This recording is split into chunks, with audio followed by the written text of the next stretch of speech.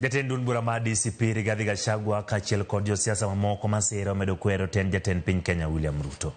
Ka giloso kinde limbe margi kaunti ma Machakos, Gachagua wacho ni duond bura mar Wiper ema noumo duge tok jatend piny gweyo kaka jalupne. Korka kore mane jatend migawo mar jotije piny owacho Justin Mutiro omedo ni riwruok margi ema biro konyo kelo lokruok e piny Kenya nyato e yor tieko mibadhi. Paro mano osiko jatend duond bura mar Wiper Stephen Kalonzo Musyoka kod nyawadgi mar DAP-K Eugene Wamalwa.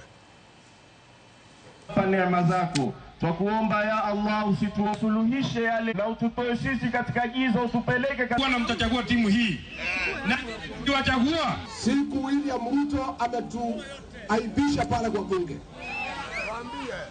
Huyu Kalonzo Musyoka, maseneta ya Wiper na wabunge ndio walifunika sisi uchi.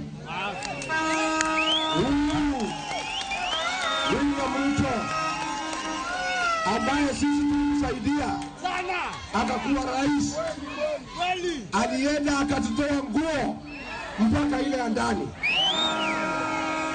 Huyu Kalonzo Musyoka na maseneta na ma-MP na jamii ya Wakamba mkatafuta blanketi mkatufunika uchi.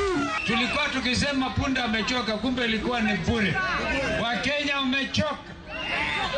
Na hata tukisema one term, wewe fikiri kwamba you are very lucky that do even that one term. Tuliambiwa eti yule dereva anaitwa Zakayo alikuwa na yule makanga hakuwa sawa, anaitwa Rigiji. Wakashukisha Rigiji, atiende alikuwa analeta shida kwa hiyo gari. Kufika sasa hiyo gari bado inaenda a wrong direction. Imeonekana wazi makosa sio ya Rigiji, ni ya nani?